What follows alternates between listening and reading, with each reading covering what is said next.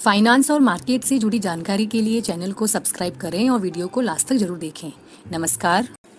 आज की हमारी केस स्टडी होगी life insurance corporation of India पे, यानी LIC पर। तो चलिए वीडियो को शुरू करते हैं। आज के डेट में शायद ही कोई ऐसा होगा जो LIC के नाम से परे हो। अगर किसी को इंश्योरेंस करवाना होता है तो वो ये नहीं कहता कि लाइफ इंश्योरेंस करवाना है, वो ये कहता है कि LIC करवा लेते हैं। 1818 में भारत में पहली बीमा company oriental life insurance Calcutta में स्थापित की गई। इसी तरह बॉम्बे की बॉम्बे लाइफ इंश्योरेंस शुरुआती दिनों में भारतीयों को अंग्रेजों के निवासियों की तुलना में बेहद हाई प्रीमियम का भुगतान करना पड़ता था। एक बॉम्बे लाइफ इंश्योरेंस कंपनी थी जो एक भारतीय द्वारा स्थापित पहली बीमा कंपनी बन गई थी, जिसने किसी भी अतिरिक्त प्रीमियमों को चार्ज किए बिना भारतीयों का बीमा करना शुरू कर दिया था। 1938 तक भारत में लगभग 176 इंश्योरेंस कंपनियां थी,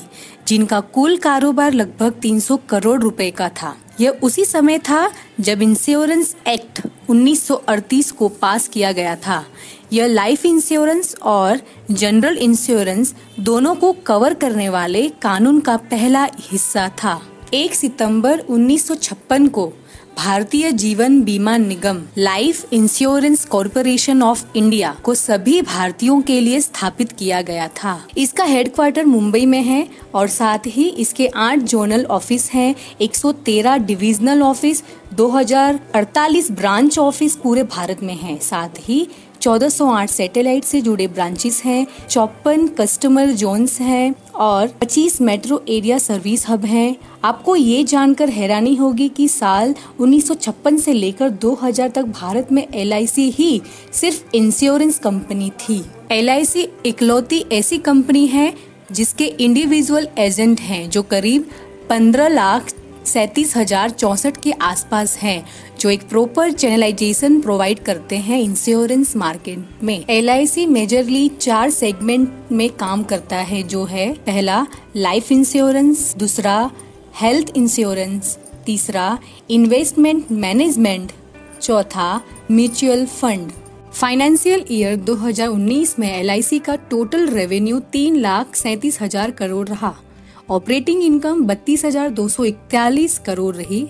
नेट इनकम 29,956 करोड़ रहा और टोटल एसेट 31,11,847 करोड़ रही। 2006 में LIC का भारत की GDP में 7% का कंट्रीब्यूशन था। LIC के पास 29 करोड़ पॉलिसी होल्डर्स हैं। इसका पूरा मालिकाना हक भारत सरकार के पास है। अगर हम इसमें नंबर्स ऑफ एम्प्लॉइज देखें तो मार्च 2019 तक 1,11,979 लोग काम कर रहे हैं। अगर बात करें LIC के सब्सिडीज की तो आप यहाँ देख सकते हैं।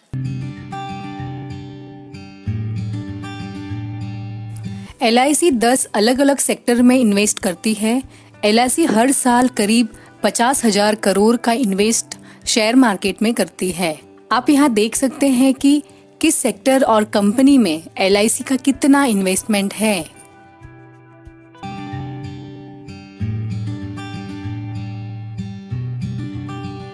LIC कई बार सरकार के लिए भी संकट मोचन का काम कर चुकी है। वित्त मंत्री निर्मला सीतारमण ने रियल एस्टेट सेक्टर के लिए बड़ी राहत का ऐलान किया था। उन्होंने कहा था कि देश भर में अटके हाउसिंग प्रोजेक्ट के लिए सरकार 25,000 करोड़ रुपए का फंड देगी। योजना के मुताबिक इसमें से 10,000 करोड़ रुपए सरकार देगी और बाकी 15,000 करोड़ रुपए भारतीय जीवन बीमा निगम यानी LIC और भारतीय स्टेट बैंक SBI द्वारा मिलकर दिया जाएगा।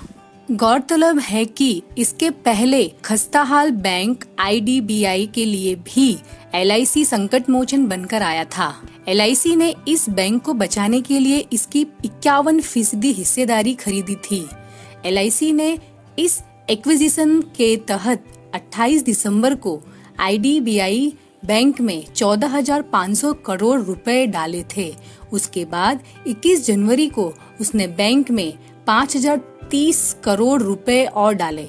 तब बाजार के एनालिस्ट और जानकारों ने इस फैसले पर हैरानी और नाखुशी जताई थी। LIC के पास बैंक चलाने का हुनर और अनुभव नहीं है।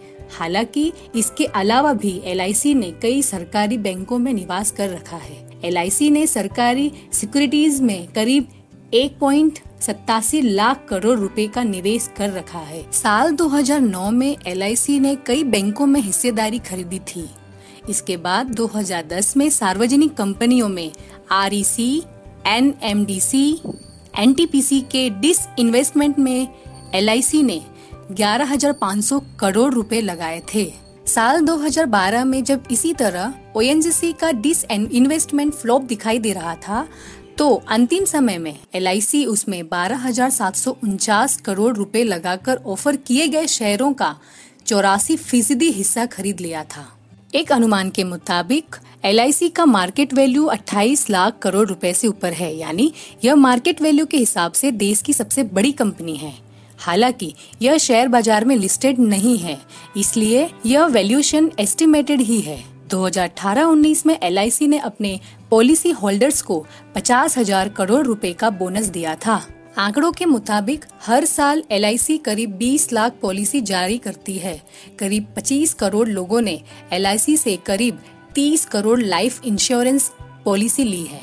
LIC के पास सालाना करीब 3 लाख करोड़ रुपए का प्रीमियम जमा होता है। फाइनेंस मिनिस्टर निर्मला सीतारमण ने फाइनेंशियल ईयर 2020-21 का बजट पेश करते हुए यह ऐलान किया था कि LIC को शेयर बाजार में उतारा जाएगा, यानी उसका IPO लाया जाएगा। बजट 2020-21 में डिसइन्वेस्टमेंट प्रोसेस से 2.10 लाख करोड़ रुपए जुटाने का लक्ष्य रखा गया है। योजना के मुताबिक इसमें से 1.20 लाख करोड़ रुपए पब्लिक एंटरप्राइज के डिसइन्वेस्टमेंट और 90,000 करोड़ रुपए बैंकों एवं फाइनेंशियल इंस्टीट्यूशंस के डिसइन्वेस्टमेंट से हासिल करने का लक्ष्य है। पहले ये कहा गया था कि 90,000 करोड़ रुपए LIC और IDBI बैंक के डिसइन्वेस्टमेंट से हासिल होंगे, लेकिन अब ये साफ हो गया है कि यह पूरी राशि अकेले LIC के डिसइन्वेस्टमेंट से हासिल होगी। उम्मीद करते हैं आपको ये वीडियो जरूर पसंद आया होगा। इसे लाइक और शेयर करना ना भूलें। धन्यवाद।